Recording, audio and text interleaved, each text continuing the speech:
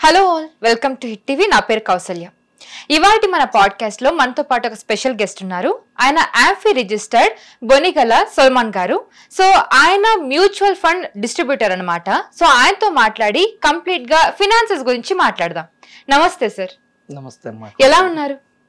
బాగున్నానమ్మా, దేవుని దయ వల్ల.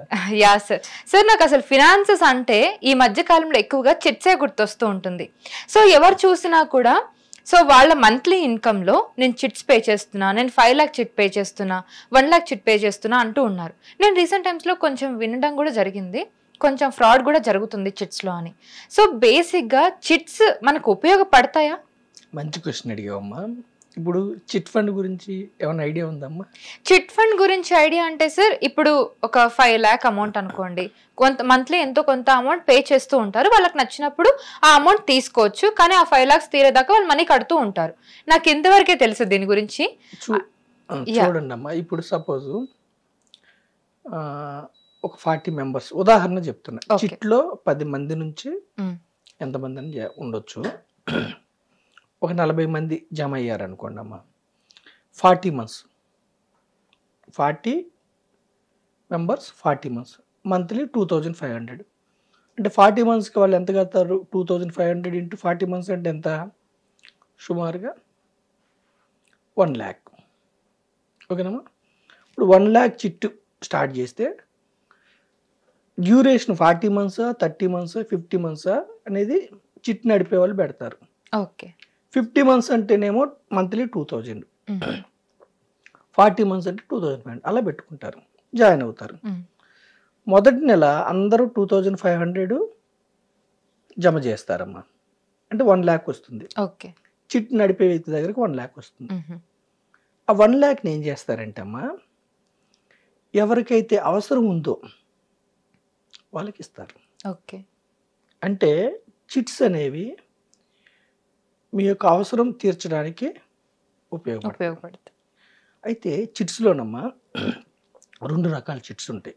ఒకటి రిజిస్టర్డ్, 2 అన్రిజిస్టర్డ్. రిజిస్టర్డ్ చిట్స్ అంటే ఏమిటి? గవర్నమెంట్ దగ్గర రిజిస్టర్ అయి ఉంటాయి. అంటే దానికి ఒక లీగల్గా అప్రూవ్ చిట్స్ అవి. ఓకే. అన్రిజిస్టర్డ్ అంటే గవర్నమెంట్ దగ్గర రిజిస్టర్ చేసుకోరు. ఓకేనమ్మా. ఇప్పుడు ఫస్ట్ 40 మంది జాయిన్ అయ్యారు. ఫస్ట్ రిజిస్టర్డ్ చిట్ గురించి చెప్తాను, తర్వాత అన్రిజిస్టర్డ్ చెప్తాను. 40 మంది జాయిన్ అయ్యారమ్మా. ఫస్ట్ 1 lakh వచ్చింది. ఇప్పుడు రిజిస్టర్డ్ చిట్స్ అంటే మార్గదర్శి, శ్రీరామ్ చిట్స్ ఇట్లాంటివి గవర్నమెంట్ దగ్గర. ఇక్కడ ఏమిటి? 1 lakh వచ్చింది కదా. సో వాళ్ళు ఏం చేస్తారంటే 5% కమిషన్ తీసుకుంటారు ఎవ్రీ మంత్. సుమారుగా 5000 వాళ్ళకు వస్తుంది.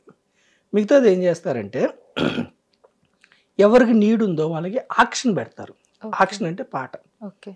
అంటే మీరు ఎంతవరకు నష్టపోవడానికి సిద్ధపడతారు. ఫస్ట్ మంత్ నాకు కావాలనుకోండి, ఆక్షన్ ఎంత ఉంటుంది? జనరల్గా 30%, 35% నష్టపోవాలి మొదట 6 నెలలు. అంటే అంత తగ్గించి ఇచ్చినా నేను తీసుకుంటానని. సపోజ్ 1 lakh చిట్ అనుకోమ్మా, నేను 30,000 ఆక్షన్ పాడాను అనుకోమ్మా, అంటే నాకు 70,000 ఇస్తారు. ఓకే. ఇప్పుడు ఫస్ట్ పాడుకున్న వ్యక్తికి నష్టం ఎంత? 30,000. ₹1,00,000 చిట్టు, కానీ 70,000 తీసుకున్నాడు. కానీ 1,00,000 కట్టాలా? కానీ అతనేమనుకుంటాడు? అతను కట్టింది ఎంతమ్మా ఫస్ట్ మంత్? 2,500. కానీ వస్తుంది ఎంత? 70,000. అతనేం ఆలోచిస్తాడు? 40 నెలల తర్వాత కదా నా 1,00,000 కట్టేది, మొదటి నెలే నేను 2,500 కడుతున్నాను, సో నా 70,000 వస్తుంది కదా అని అతను ఏం చేస్తాడు? ఈ 70,000కి వడ్డీ లెక్కేసుకుంటే ఈ 40 monthsలో నాది కూడా 1,00,000 అవుతుందని అతనికి ఇమ్మీడియట్గా స్కూల్ ఫీజులో లేదంటే ఏదో అవసరం ఉంటుంది, అతను హ్యాపీ. ఓకే. మరి మిగతా వాళ్ళకి మొదటి నెల 40 మందిలో 39 మందికి రావట్లేదు కదా డబ్బు, అతనికే వస్తుంది కదా. వాళ్ళకి ఏమిటి? ఈ 30,000ని, ఈ 30,000ని కంపెనీకి 5,000 కమిషన్ పోగా ఇంకా 25,000 ఉంది కదమ్మా, డివైడెడ్ బై 40 వేసి వాళ్ళకి డివిడెండ్ లాగా నెక్స్ట్ మంత్ తగ్గిస్తారు. వాళ్ళు నెక్స్ట్ మంత్ 2,500 కట్టకుండా ఎంత? ఈ 25,000 డివైడెడ్ బై 40 అంటే సమ్ అమౌంట్ వాళ్ళకి డివిడెండ్ కింద తగ్గుతుంది. నెక్స్ట్ మంత్ 2,500 కట్టకుండా ఒక 2,000 సంథింగ్ వాళ్ళు పే చేస్తారు. అట్లా ఎవ్రీ మంత్ ఎవరైతే ఆక్షన్లో పాడుకున్నారో వాళ్ళ సొమ్ముని తక్కువకు వాడుకోవటం వల్ల వాళ్ళ సొమ్ముని మిగతా చిట్ మెంబర్స్ పంచుతారు. ఫస్ట్ వాడుకున్న వాళ్ళకి లాభం ఏంటి, అతని అవసరం తీరుతుంది. ఉన్న వాళ్ళకి లాభం ఏంటి, ఎవ్రీ మంత్ తక్కువ కడతారు. అయితే రిజిస్టర్డ్ చిట్స్ లో షూరిటీలు పెట్టాలి. 3 షూరిటీలు గవర్నమెంట్ కానీ ప్రైవేట్ కానీ పర్ఫెక్ట్ గా పెడితేనే ఇస్తారు. అది ఇబ్బంది. అయితే అది ఎవరికి ఇబ్బంది, ఫస్ట్ వాడుకున్న వాళ్ళకి ఇబ్బంది. మరి మిగతా వాళ్ళకి ఇబ్బంది లేదు. ఎందుకు, షూరిటీలు పర్ఫెక్ట్ ఉంటే రేపు 40 నెలలతో ఎత్తేయటానికి ఉండదు. సో రిజిస్టర్డ్ చిట్స్లో ఫస్ట్ వాడుకున్న వాళ్ళకి ఇబ్బంది, అంటే షూరిటీలు ఇవ్వలేకపోతే ఉన్న వాళ్ళకి హ్యాపీ. ఇప్పుడు అన్రిజిస్టర్డ్ చెప్తాను. అన్రిజిస్టర్డ్ అంటే ఫ్రెండ్షిప్లో మా ఇంటి చుట్టుపక్కల వాళ్ళు, మీ ఇంటి చుట్టుపక్కల వాళ్ళు, లేదంటే ఒక ఆర్గనైజేషన్లో సేమ్ ఇలాగే జమ అవుతారు. ఇక్కడ షూరిటీ లేకపోయినా ఇస్తారు. ఫస్ట్ వాడుకున్న వాళ్ళు హ్యాపీ, ఎందుకంటే షూరిటీ పెట్టకపోయినా కానీ వాళ్ళకి డబ్బు వస్తుంది. ఇక్కడ సమస్య ఏమిటంటే అన్రిజిస్టర్డ్లో ఫస్ట్ పాడుకున్న వాళ్ళు ఎవరైతే ఫస్ట్ 6 నెలలు 10 నెలలు డబ్బులు తీసుకున్న వాళ్ళు రేపు కట్టలేకపోతే, ఒక్కళ్ళు డిఫాల్ట్ అయినా 10 మంది డిఫాల్ట్ అయినా నడిపే వ్యక్తి ఎక్కడి నుంచి తెచ్చిస్తాడు, నష్టాల్లోకి వెళ్తాడు. సో తీసుకున్న వాళ్ళు డిఫాల్ట్ అయితే అతను రేపు ఇచ్చే వాళ్ళకి డిఫాల్ట్ అవుతాడు. ఒక రిస్క్ ఇది. ఫస్ట్ తీసుకున్న వాళ్ళు హ్యాపీ, లాస్ట్ వరకు ఉన్న వాళ్ళు అన్రిజిస్టర్డ్లో లాస్ట్ వరకు ఉన్న వాళ్ళకి ఇబ్బంది. రెండో రిస్క్ ఏమిటంటే కొంతమంది ఏం చేస్తారంటే బాగా నమ్మకం పొందిన తర్వాత పెద్ద పెద్ద చిట్స్ 1 లక్ష కాకుండా 10 లక్షలు కోట్లు వేస్తారు. వాళ్ళకి సొంత ఇల్లు ఉంటుంది, ఆ నమ్మకం మీద వేస్తారు. ఎప్పుడైతే సొంత ఇల్లు కంటే ఎక్కువ డబ్బు రొటేట్ అవుతుందో, డిఫాల్టర్స్ ఎక్కువ మంది అయ్యారో ఇతనికి, లేదంటే అప్పులు పెరిగిపోయినాయో, అప్పుడు ఉడాయిస్తాడు. అప్పుడు రిస్క్. సో చిట్స్ మంచిదా చెడు అంటే ఇమ్మీడియట్ అవసరం కోసం వెళ్ళండి, గుడ్. అన్రిజిస్టర్డ్లో అందరు మోసం చేస్తారని మనం చెప్పట్లేదు. కొంతమంది డిఫాల్టర్స్ అయితే కొంతమంది ఎత్తేయడానికి అవకాశం ఉంటుంది. రిజిస్టర్డ్ మంచిదే, కానీ రిజిస్టర్డ్లో ఏంటంటే షూరిటీలు పెట్టి తీసుకోవడం ఇబ్బంది. సో వాళ్ళ యొక్క ప్రయోజనాలను బట్టి వాళ్ళు ఆలోచించుకుని ముందుకెళ్ళొచ్చు. తాత్కాలిక ప్రయోజనాల కోసం చిట్స్ అమ్మా, దీర్ఘకాల ప్రయోజనాల కోసం కాదు. అది ఏం ఇన్వెస్ట్మెంట్ కాదు. ఇన్వెస్ట్మెంట్ కాదు. ఇప్పుడు 70,000 సంథింగ్ 10 లక్షలకి 7 లక్షలు వచ్చింది అనుకో, ఏదైనా బిజినెస్కే వస్తుంది. షార్ట్ పీరియడ్లో జీవితాలు ఏం మారు, కానీ తక్షణ అవసరాలు తీరుతాయి. ఇన్వెస్ట్మెంట్ కాదు. సో ఇలానే తక్షణ అవసరాల కోసం క్రెడిట్ కార్డ్ అని కూడా బాగా యూస్ చేస్తూ ఉంటారు. సో నేను చూసిన వాళ్ళల్లో సార్ క్రెడిట్ కార్డు యూస్ చేస్తారు. యూస్ చేసిన తర్వాత ఇప్పుడు ఫర్ సపోజ్ 30,000 క్రెడిట్ కార్డ్ అనుకుందాం, వాళ్ళు 30,000 యూస్ చేసేసుకున్నారు, కానీ వాళ్ళకి మినిమం అమౌంట్ కట్టాలని చూపిస్తుంది. సో వాడు నెక్స్ట్ మంత్ 30,000 కట్టడం కష్టమైతే మినిమం అమౌంట్ కడతాడు, కానీ వాడికి మళ్ళీ నెక్స్ట్ మంత్ కూడా మళ్ళీ 30,000 చూపిస్తుంది. ఎందుకు అలాగా? ఇప్పుడు చూడండి అమ్మా, క్రెడిట్ కార్డ్స్ ఎవరైతే టైంకి పే చేస్తారో వెరీ గుడ్. క్రెడిట్ కార్డ్ అంటే మన దగ్గర డబ్బు లేకపోయినా మన అవసరాలు తీరటం కోసం కార్డు ఇస్తాడు. ఇప్పుడు క్రెడిట్ కార్డులో బిల్ పీరియడ్ ఉంటుంది. బిల్ పీరియడ్లో మనం వాడుకునే నెక్స్ట్ కట్టాల్సిన డేట్ పీరియడ్ ఉంటుంది. ఆ డేట్ లోపు కడితే మనకి ఏమి ఇంట్రెస్ట్ వేయరు. ఆ డేట్ లోపు కట్టకపోతే మినిమం అమౌంట్ అంటే it is nothing but interest. ఆ ఇంట్రెస్ట్ 3%, అంటే ₹3 వడ్డీ, నెలకి ₹3 ₹4, అంటే సంవత్సరానికి లెక్కేస్తే అరౌండ్ 36% 48% కూడా ఉంటుంది. టైంకి కట్టాల్సిన టైం కల్లా కడితే credit card is very good. ఒక్కసారి కట్టాల్సిన టైం కట్టకుండా మినిమం అమౌంట్ కట్టి మినిమం అమౌంట్లోకి వెళ్ళిపోయామంటే క్రెడిట్ కార్డు తీసుకున్న వాళ్ళు బ్యాంక్కి బిగ్గెస్ట్ స్టాక్ మార్కెట్. ఇప్పుడు మనం ఏం చెప్తున్నాము, స్టాక్ మార్కెట్లో ఈక్విటీ మ్యూచువల్ ఫండ్లో ఒక 10% 12% ప్రజలకు వస్తాయి, దానివల్ల మీకు మేలు కలుగుతుంది అని చెప్తున్నాం. ఇప్పుడు క్రెడిట్ కార్డు వాడుకున్న వాళ్ళు 36% 48% కడుతుంటే, అంటే ₹3 వడ్డీ ₹4 వడ్డీ బ్యాంక్కి కడితే బ్యాంక్కి ఎంత హ్యాపీ. సో బ్యాంక్ వాళ్ళే బాగా లాభపడతారన్నమాట. బ్యాంక్ వాళ్ళకి ఎప్పుడు కూడా టైంకి కట్టే వాళ్ళకంటే కూడా డిఫాల్ట్ అయ్యే వాళ్ళు ఎక్కువ ఉంటే డిఫాల్ట్ అయిన వాళ్ళు ఉంటే వాళ్ళ నుంచి వచ్చే వడ్డీ వల్ల ఎక్కువ లాభాలు వస్తాయి. ఓకే. సో ఒక్కసారి మనం మినిమం అమౌంట్కి కానీ లేదంటే డిఫాల్ట్ అయ్యామంటే క్రెడిట్ కార్డులో అప్పులు ఊబిలో చిక్కుకుపోతాం. సాధ్యమైనంత వరకు credit card very very important వాటికే వాడటం అలవాటు చేసుకోవాలి. లగ్జరీస్కి వాడటం అలవాటు అయ్యామంటే అప్పులు ఊబిలో కూరుకుపోతాం. ఓకే. కొంతమంది క్రెడిట్ కార్డ్ లోన్స్ తీసుకొని కూడా సో వాళ్ళు కట్టలేక సూసైడ్ చేసుకునే వాళ్ళు కూడా ఉన్నారు. ఇన్సిడెంట్స్ ఉన్నాయమ్మా, చాలా ఉన్నాయి. అందుకని మనం ప్రజలకి ఏం చెప్తున్నామంటే అమ్మా, మన ఎపిసోడ్స్ ద్వారా ప్రజలకి ఎక్కువ అప్పుల ఊబిలో క్రెడిట్ కార్డ్స్ కానీ ఈఎంఐల ఊబిలో ఇరుక్కోవద్దు. ఫస్ట్ మీకు ఎంత అమౌంట్ అన్నా రానివ్వండి, ఇన్వెస్ట్మెంట్ వైపు రండి. ఓకే. సేవింగ్స్ వద్దు, ట్రేడింగ్ వద్దు. సేవింగ్స్ అంటే కేవలం బ్యాంకుల్లో పెట్టేదాన్ని సేవింగ్స్ అంటారు. FD, RD, post office, LIC policies, endowment పాలసీస్ని సేవింగ్స్ అంటారు. అవద్దు.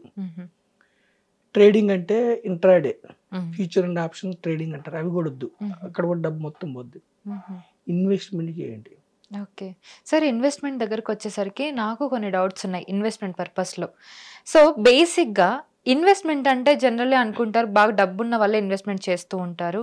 సో మిడిల్ క్లాస్ వాళ్ళు, పూర్ ఫ్యామిలీస్ అసలు ఎలా ఇన్వెస్ట్ చేయగలుగుతారని. సో నా ఫస్ట్ క్వశ్చన్ ఏంటంటే ఇన్వెస్ట్మెంట్ ఎప్పటి నుండి స్టార్ట్ చేయొచ్చు, అంటే ఎంత అమౌంట్తో స్టార్ట్ చేయొచ్చు?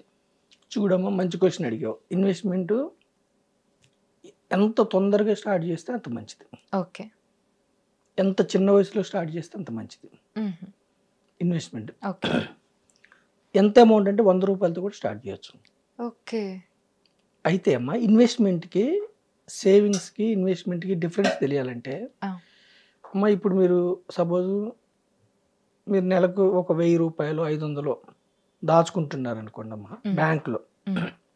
సపోజ్ ఎఫ్డి అంటే 10,000 ఫిక్స్డ్ డిపాజిట్, ఆర్డి అంటే నెల నెల కట్టి రికరింగ్ డిపాజిట్. మనకి ఇన్వెస్ట్మెంట్కి సేవింగ్స్కి డిఫరెన్స్ తెలియాలంటే ఫస్ట్ రిటర్న్స్ తెలియాలి, ఇంట్రెస్ట్ ఎంత వస్తుందని తెలియాలి. ఇప్పుడు మనం బ్యాంక్లో 1,00,000 రూపాయలు ఎఫ్డి చేసామనుకోండి అమ్మ, ఎంత వస్తుంది మీకు?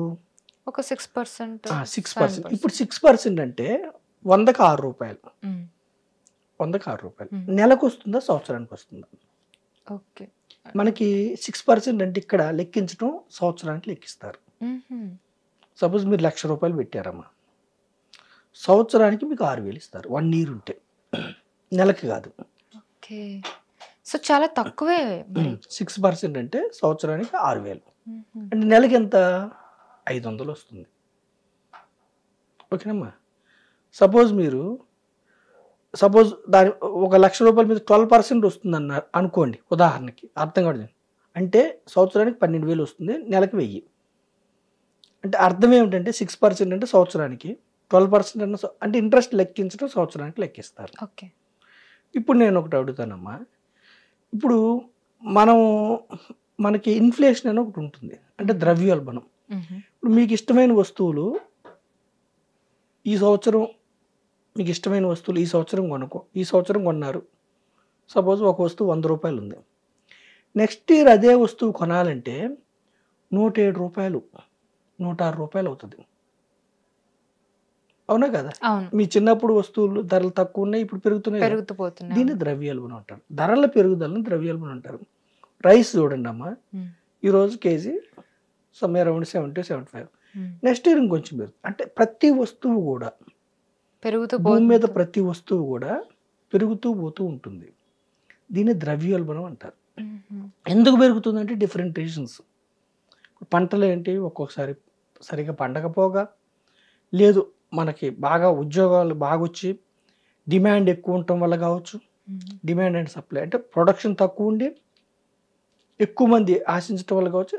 వివిధ కారణాల వల్ల ధరలు పెరుగుతాయి. అది ఎంత ఉందంటే మన దేశంలో గత 40 ఏళ్ళ నుంచి కూడా అరౌండ్ 6-7% ఉంది. అంటే ధరల పెరుగుదల సంవత్సరానికి 100 రూపాయలకి 7 రూపాయలు పెరుగుతుంది. ఇప్పుడు చెప్పండి అమ్మా, మీరు ఒక వస్తువు ఈ రోజు కొనుక్కోకుండా నెక్స్ట్ ఇయర్ కొనుక్కోవాలనుకున్నారు, మీకు ఇష్టమైన వస్తువు అది ఏదైనా కావచ్చు. నెక్స్ట్ ఇయర్ కొనుక్కోంటే మీ యొక్క కోరికని మీరు పోస్ట్ పోన్ చేశారు. సో మీరు 100 రూపాయలు ఎఫ్డీలో పెట్టారు, దాని రేట్ 107 అయింది. ఇక్కడ కూడా మీకు వచ్చింది 107. ఓకే, ట్యాక్స్ కలిపాడు అనుకోండి సపోజ్, అవును, 105 అవుతుంది. వస్తువేమో మీరు మీ యొక్క కోరికని పోస్ట్ పోన్ చేసుకున్నందుకు, మీ యొక్క వాంట్స్ని పోస్ట్ పోన్ చేసుకున్నందుకు వస్తువేమో 107 రూపాయలు అయింది. కానీ మీకు బ్యాంక్లో పెడితే వచ్చింది ఎంత? 105 రూపాయలు. అంటే మీరు పేదవాళ్ళు ఇంకా పేదవాళ్ళు అవుతారు, మధ్యతరగతి వాళ్ళు ఇంకా మధ్యతరగతి వాళ్ళు అవుతారు, వస్తువు రేట్లు పెరుగుతున్నాయి. సో మనం పేద ప్రజలకి ఏం చెప్తున్నామంటే ఎఫ్డీలో, ఆర్డీలో, పోస్ట్ ఆఫీస్లో, ఈవెన్ సుకన్య సమృద్ధి కానీ ఇవన్నీ సేవింగ్ ఆప్షన్స్. ఈవెన్ గోల్డ్ కొనుక్కుంటే కూడా, గోల్డ్ కూడా హిస్టారికల్ రిటర్ను గత 45 ఏళ్ళ నుంచి 8.5% మాత్రమే, అంటే ద్రవ్యోల్బణం కంటే 1% మాత్రమే ఎక్కువ వస్తుంది.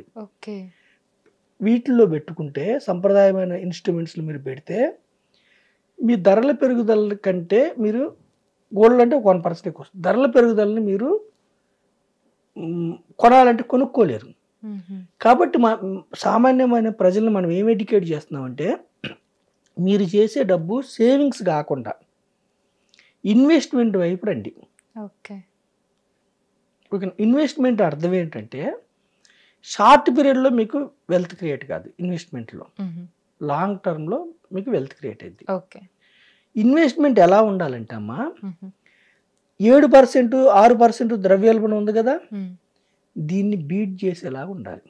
ఓకే, అంటే ఒక 10%, ఒక 12%, ఒక 15%, ఒక 20% రావాలి. ఓకే, అప్పుడు మీరు కోరికల్ని పోస్ట్ పోన్ చేసినందుకు మీకు ప్రయోజనం చేకూరుతుంది. ఇప్పుడు చూడండి అమ్మా, రేపు అనేది లేకపోతే ఈ రోజు వచ్చింది ఈరోజు ఖర్చు చేయొచ్చు.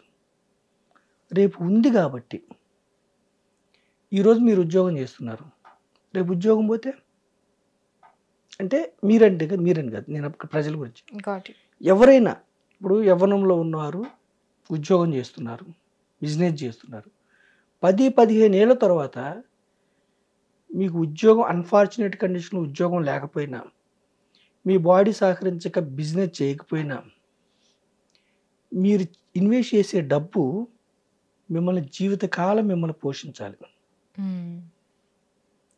డబ్బుకి ఏం పవర్ ఉంటుందంటే అమ్మా, మనం నిద్రపోతాం, ఇన్వెస్ట్ చేస్తే డబ్బు నిద్రపోతాం. ఇప్పుడు మనం ఫస్ట్ ఉదాహరణలో బ్యాంకులో 1,00,000 రూపాయలు పెట్టారమ్మా మీరు ఎఫ్డి, మీరు నిద్రపోతున్నా నెలకు 500 మీకు ఎఫ్డీలో ఇంట్రెస్ట్ వస్తుందా రావట్లేదా? వస్తుంది. ఎప్పటికి వస్తుందా? ఎప్పటికి వస్తుంది. ఇంట్రెస్ట్ ఎప్పటికి వస్తుంది, తగ్గుతుంటుంది, పెరుగుతుంటుంది. అంటే డబ్బు నిద్రపోతుందా? మీకోసం పనిచేస్తుంది. ఎప్పుడు కూడా డబ్బు ఎలా ఉండాలంటే అమ్మా, డబ్బు మీరు ఇప్పుడు ఎంప్లాయీ, నెలంతా పనిచేసి మీరు డబ్బు సంపాదిస్తున్నారు. ఒక్కసారి మీ చేతిలోకి వచ్చిన డబ్బు మీకు ఎంప్లాయీ కావాలి, మీకోసం పనిచేయాలి. అయితే FD, RD, gold, Sukanya Samriddhi, PF ఇవి కూడా డబ్బును సమకూరుస్తాయి, కానీ తక్కువ సమకూరుస్తుంది, 6 to 7%. సో మనం ప్రజలకి ఏం చెప్తున్నామంటే అమ్మా, మన ఎపిసోడ్ ద్వారా రిస్క్ తీసుకుంటే ఎక్కువ వచ్చే అవకాశం ఉంది. సో ఇన్వెస్ట్మెంట్ చేయాలంటే రిస్క్ తీసుకోవాలి. అయితే ఇన్వెస్ట్మెంట్ ఆప్షన్స్ ఏంటి? One is real estate. Okay, మీరు ఒక రెంటల్ ఇన్కమ్ వచ్చే ఇల్లు కట్టారు, 1 కోటి రూపాయలు పెట్టి, ఒక 25,000, 30,000 రెంట్ వస్తుంది. ఎప్పటికి వస్తుందా? ఎప్పటికి వస్తుంది? ఫర్ ఎవర్ వస్తుంది. లేదంటే కమర్షియల్ ప్రాపర్టీ, కమర్షియల్ పెట్టారు, ఎప్పటికి వస్తుందా? అయితే ఈ 1 కోటి రూపాయలు 50 లక్షలు అంటే పెద్దవాళ్ళు, ధనవంతులకి. వాళ్ళు అందుకే ఏం చేస్తారు, ధనవంతులు ఎప్పుడు కూడా ప్యాసివ్ ఇన్కమ్, ఎప్పుడు నా జేబులోకి డబ్బు తెచ్చి పెట్టాలి అంటే కమర్షియల్ రెంట్ వచ్చేదో, రెసిడెన్షియల్ రెంట్ వచ్చేదో, ఇంకొకటో. సరే, పేదవాళ్ళు, మధ్యతరగతి వాళ్ళు నెలకు 500, 1000, 2,000, 3,000, ఒక 30,000 వచ్చే వ్యక్తి నెలకి మరి వాళ్ళకి ఎట్లా ప్యాసివ్ ఇన్కమ్ జనరేట్ అయింది? అదే కదా. వాళ్ళకి ఎలా అవుద్దంటే వాళ్ళకి ఆప్షన్స్ ఏమున్నాయి అంటే, ఒకటి స్టాక్ మార్కెట్ లేదా బాండ్స్. స్టాక్ మార్కెట్ అంటే ఏమిటమ్మా? ట్రేడింగ్ వద్దన్నాం. Okay, ya. స్టాక్, ట్రేడింగ్ వద్దన్నాం. స్టాక్ మార్కెట్ అంటే ఇప్పుడు సూపర్ మార్కెట్ అంటే ఏమిటి? గ్రాసరీస్ అన్నీ దొరుకుతాయి మీకు సూపర్ మార్కెట్లో. అవును ఓకేనమ్మా. మెడికల్ షాప్కి వెళ్ళారు, అన్ని మెడిసిన్స్ దొరుకుతాయి. అవును. స్టాక్ మార్కెట్ అంటే స్టాక్స్ దొరికే market. Okay, company stocks. Stocks అంటే ఏంటి? షేర్స్. కంపెనీలో ఓనర్షిప్. ఓకే. కంపెనీలో ఓనర్ అవ్వాలంటే దొరికే మార్కెట్ స్టాక్ మార్కెట్ అంటారు. స్టాక్స్లో మీరు ఒక స్టాక్ కొన్నారు, ఎస్బీఐ బ్యాంక్లో మీరు స్టాక్ కొన్నారు అనుకోండి, ఉదాహరణ చెప్తున్నా. మీరు ఎస్బీఐ బ్యాంక్లో ఓనర్, ఒక్క స్టాక్ కొన్నా మీరు ఓనరే. ఓకే. ఒక్క స్టాక్ మీరు ఎస్బీఐలో కొన్నా కానీ మీరు ఎస్బీఐ బ్యాంక్లో పార్ట్ ఓనర్.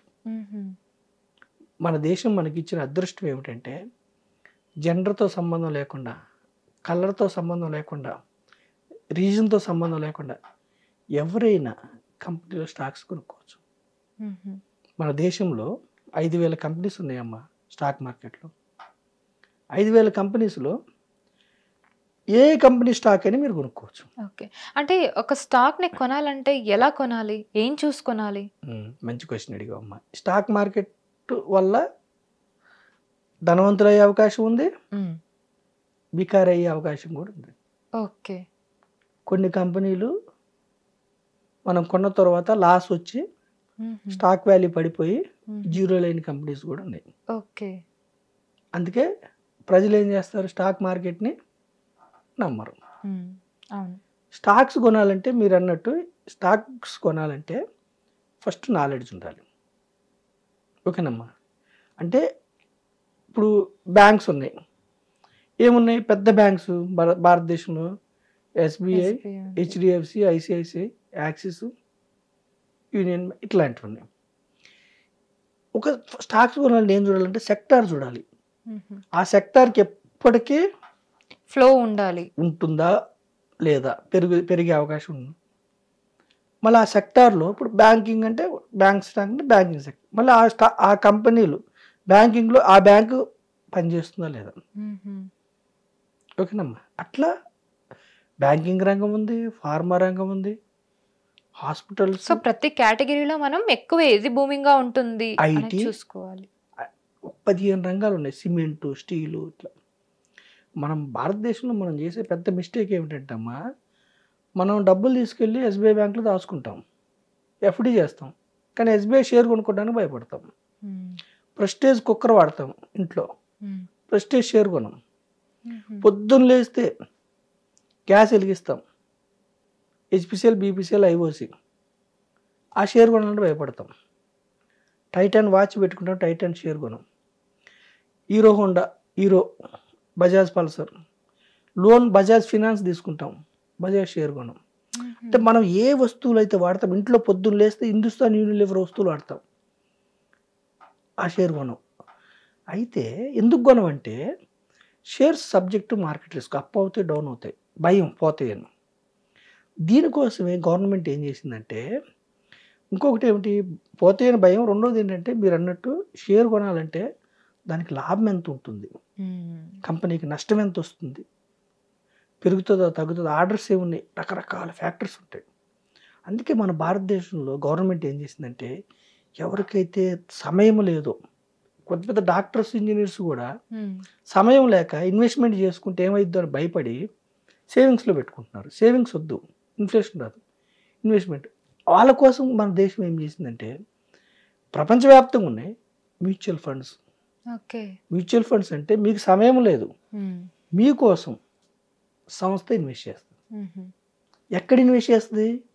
ఈక్విటీస్లో చేయమంటే ఈక్విటీస్లో చేస్తుంది. ఈక్విటీస్ అంటే ఏంటి? Shares, stocks.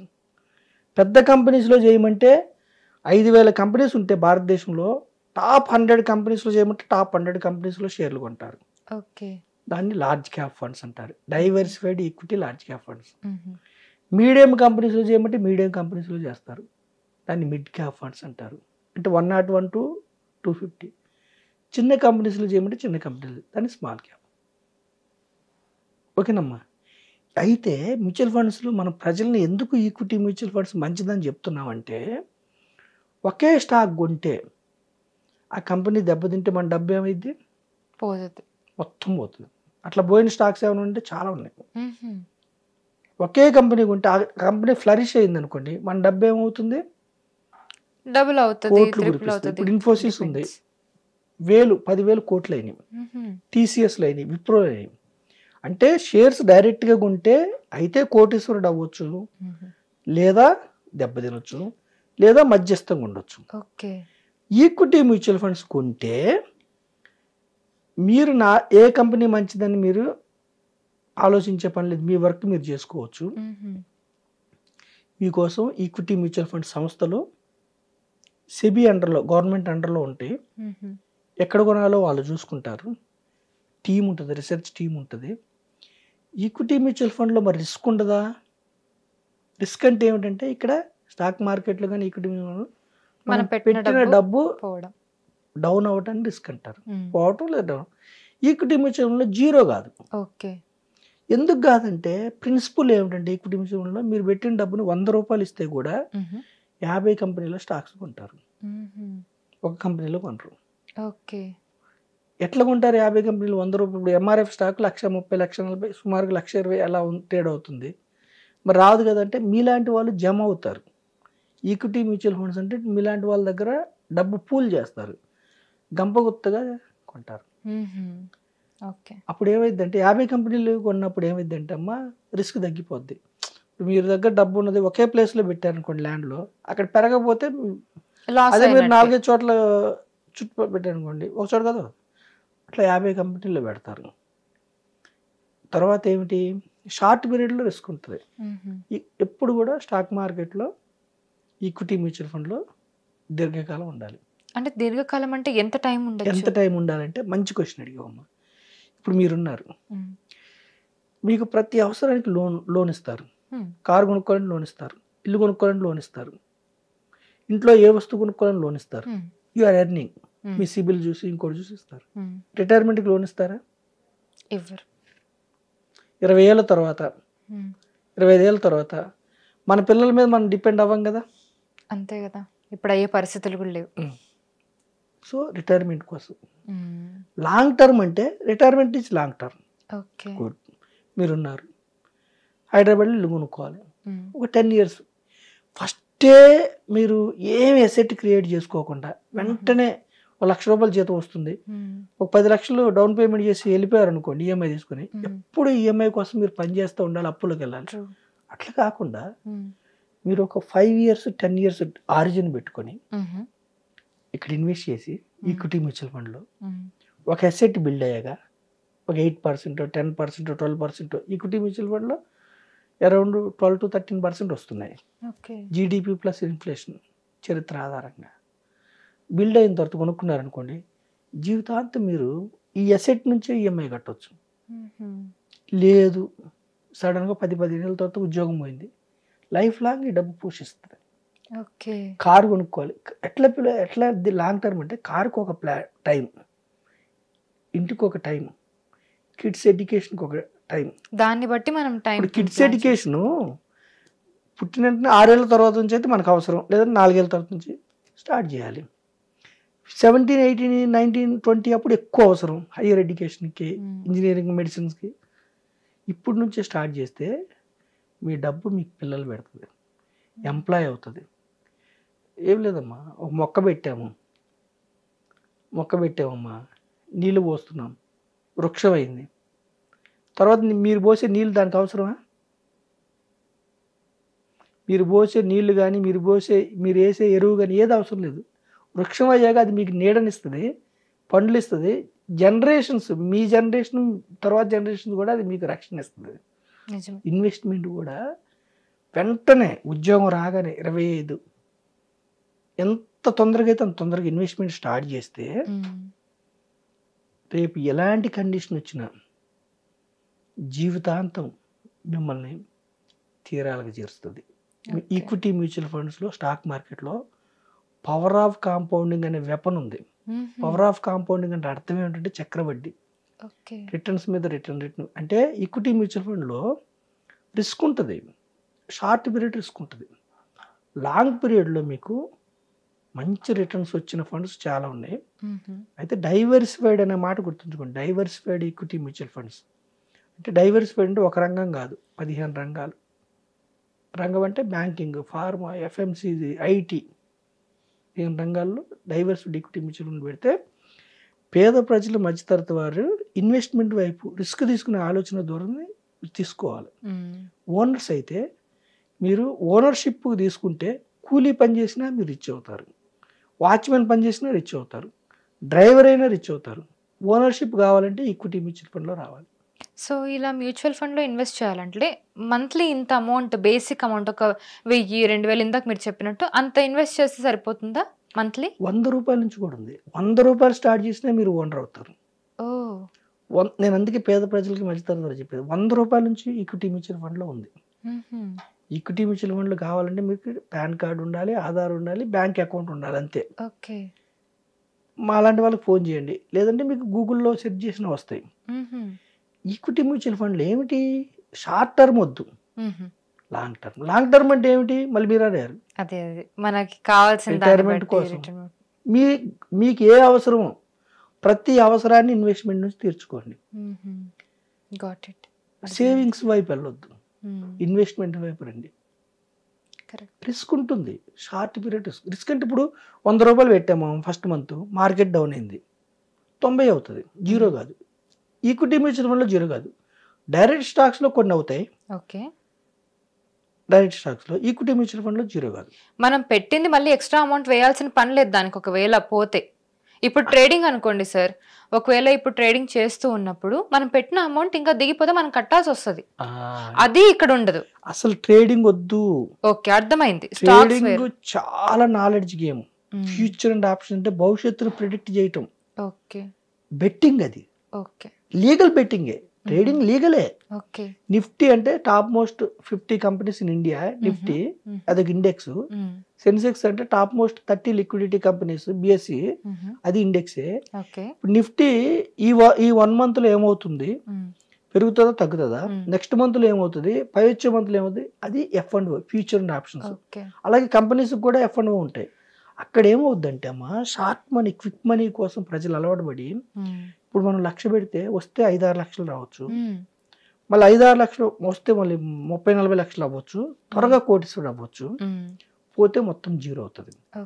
Future and options లోనే సూసైడ్ చేసుకునే వాళ్ళు ఉన్నారు. ఎందుకు? ఒక మనిషి ఒక 20 లక్షలు పోగొట్టుకుంటే అతని జనరేషన్ వెనకబడిపోద్ది, అతని భార్య పిల్లలు వెనకబడిపోతారు. ఒక జనరేషన్ లో మొత్తం అప్పులు తీర్చడానికి. అందుకని ట్రేడింగ్ లో మజా వస్తుంది, కానీ డబ్బు పోతుంది. సిబి చెప్తుంది 100కి 92 మందికి పోతుంది ట్రేడింగ్ లో డబ్బులు. ట్రేడింగ్ నే ఇన్వెస్ట్మెంట్ అనుకుని స్టాక్ మార్కెట్ దూరంగా ఉంటున్నారు. అందుకే మనం అవేర్నెస్ ఇస్తున్నాం. ట్రేడింగ్ వేరు, ఇన్వెస్ట్మెంట్ వేరు. ఇన్వెస్ట్మెంట్ అంటే మనం స్టాక్స్ కొని ఉంటా, వెయిట్ చేస్తాం, దాని ఇన్వెస్ట్మెంట్ దీర్ఘకాలం ఒక వ్యూతో. మళ్ళీ డైరెక్ట్ స్టాక్స్ కూడా చెప్పట్లా మనం, ఎందుకంటే ఇప్పుడు స్టాక్ పోతుంది ఏంటో తెలియదు కాబట్టి ఈక్విటీ మ్యూచువల్ ఫండ్ చెప్తుంది. అయితే డైరెక్ట్ స్టాక్స్ ఎక్కువ రావచ్చు, ఎక్కువ పోవచ్చు. ఇక్కడ ఈక్విటీ మ్యూచువల్ ఫండ్ ఎక్కువ రాదు, ఎక్కువ పోదు. కంఫర్టబుల్ ఒక 8%, 10%, 12% జనరేట్ చేసిన గత చరిత్ర ఉన్నాయి. భవిష్యత్తులో అలా వస్తుంది. అంటే షార్ట్ పీరియడ్ రాదు, దీర్ఘకాలం ఉంటే ఎప్పుడు కూడా అమ్మా. స్టాక్ మార్కెట్ అంటే ఎకానమీ, వేరే ఏం లేదు. భారతదేశ ఎకానమీకి సూచిక. మన చుట్టూ ఉన్న కంపెనీస్ లో మనం కొంటూ ఉంటాము, వాడుతూ ఉంటాము. ఆ కంపెనీస్ లో ఓనర్ అవ్వం మనం. ఓనర్ అవ్వండి. ఏ గృహిణి, సామాన్యమైన గృహిణి ఇంట్లో ఉంటారు, అయినా మీరు ఈక్విటీ మ్యూచువల్ ఫండ్ ఎంటర్ అయితే 50 కంపెనీల్లో మీకు ఓనర్షిప్ వస్తుంది. ఓనర్కి లాభం ఉంటుంది. ఓనర్కి ఎప్పుడు లాభాలు పెరుగుతుంటే, ఏదైనా మనకి కంపెనీకి లాభాలు పెరుగుతుంటే షేర్ వాల్యూ పెరుగుతుంది, డిమాండ్ అండ్ సప్లై. ఆ లాభాలు పెరిగితే ఆ కంపెనీలో షేర్ కొనడానికి ప్రజలు ఇంట్రెస్ట్ అప్పుడు పెరుగుతుంది, క్యాపిటల్ గెయిన్ వస్తుంది. అందుకని మన ఎపిసోడ్ ద్వారా మనం ఏం చెప్తున్నామంటే అమ్మా, మీ ద్వారా చిట్స్లో ఏంటంటే పవర్ ఆఫ్ కాంపౌండింగ్ ఉండదు. సో తక్షణ అవసరాలకి మీకు రిజిస్టర్డ్ కావాలా, అన్రిజిస్టర్డ్ కావాలా, అది అన్రిజిస్టర్డ్ రిస్క్ ఉంటుంది. మీ యొక్క దాన్ని బట్టి మీరు ఫాలో అవ్వండి. క్రెడిట్ కార్డు ఉచ్చుల్లో అంటే టైంకి పే చేస్తే ఓకే, ఎంత సిస్టమేటిక్ మనిషి అయినా ఒక్కొక్కసారి ఏమవుతుందంటే టైంకి పే చేయకపోతే ఉచ్చులో చిక్కుంటారు. అంతే. సో లయబిలిటీస్ ఎక్కువ పెట్టుకోకుండా, ఈఎంఐలు ఎక్కువ పెట్టుకోకుండా ఒక అసెట్ బిల్డ్ చేసుకోండి ఇన్వెస్ట్మెంట్ ద్వారా. అసెట్ బిల్డ్ చేసుకోవడానికి డైవర్సిఫైడ్ ఈక్విటీ మ్యూచువల్ ఫండ్స్ అనే సాధనం ఉంది. సో అందులోకి మీరు ఎంటర్ అయితే ఏమైందంటే అసెట్ బిల్డ్ అయిన తర్వాత జీవితకాలం మిమ్మల్ని తిరుగు లేకుండా మిమ్మల్ని మీ యొక్క తరాలని పర్పెచువల్ కంపెనీలో ఓనర్షిప్ అనేది ఇప్పుడు అంబానీ గారు స్టాక్ కొన్నాం అనుకోండి, ఆయనతో కూడా మనం పర్పెచువల్ ఓనర్. అట్లా 50 కంపెనీల స్టాక్స్ పర్పెచువల్ ఓనర్షిప్ వస్తుంది. మీకు డబ్బు నీడ్ అయినప్పుడు మాత్రమే తీసుకుంటూ ఉండండి, లైఫ్ని ఎంజాయ్ చేయండి. నైస్ సార్, చాలా బాగా చెప్పారు. నాకు కూడా ఇన్వెస్ట్మెంట్ గురించి అసలు అవగాహన లేకుండే, ఇప్పుడు మీరు ఇంత చెప్తుంటే నాకు అనిపిస్తుంది సేవింగ్స్ కాదు, ఖచ్చితంగా నేను ఇన్వెస్ట్మెంట్ స్టార్ట్ చేయాలని అనిపించింది. Definitely I will go for this. Thank you so much for the information. మా హిట్ టీవీ ప్రేక్షకులకు కూడా చాలా బాగా యూస్ఫుల్ ఇన్ఫర్మేషన్ ఇది. సో చూసారు కదండి, ఇది వాటి మన వీడియో. మళ్ళీ ఇంకొక మంచి ఇంటర్వ్యూతో మళ్ళీ మీ ముందుంటాను. Thank you so much for watching and keep watching Hit TV for more updates. Hit TV app, ఇందులో short news, live news, entertainment shows, movies, digital magazines తో పాటు మీ జిల్లా వార్తలను కూడా ఫ్రీగా చూడొచ్చు. అంతేకాదు కేజీ నుంచి పీజీ వరకు విద్యార్థులకు స్కాలర్షిప్ కూడా అందిస్తున్నాం. ప్రతి వారం 10 మందికి లక్కీ డ్రా ద్వారా ఒక్కొక్కరికి 10,000 రూపాయలు అందిస్తున్నాం. ఇంకెందుకు ఆలస్యం, వెంటనే హిట్ టీవీ యాప్ ని డౌన్లోడ్ చేసుకుని ఫ్రీగా ఎంటర్టైన్మెంట్ పొందండి. Hit TV app. Hit TV app. Please download hit TV app. Hit TV app ని ఫ్రీగా డౌన్లోడ్ చేసుకుని ఎంజాయ్ చేయండి. మీకు నచ్చిన ఎంటర్టైన్మెంట్ కోసం హిట్ టీవీ యాప్ ని ఫ్రీగా డౌన్లోడ్ చేసుకుని ఎంజాయ్ చేయండి. హిట్ టీవీ యాప్ ని డౌన్లోడ్ చేసుకుని ఆస్వాదించండి, ఆశీర్వదించండి. ఇంతమంది సెలబ్రిటీలు హిట్ టీవీ యాప్ ని డౌన్లోడ్ చేసుకోండి అని చెప్తున్నారంటే ఎంత మంచి యాప్ ఆలోచించండి. అమెరికా అమెరికా అమెరికా అమెరికాలో చదవాలనుకునే వాళ్ళకి విశ్వసనీయమైన పేరు మన శౌర్య కన్సల్టెన్సీ. UK లో 1 year masters, UK లో 1 year masters, 2 years work permit up to 5 years visa. Contact Saurya Consultancy. Contact 89851 89851.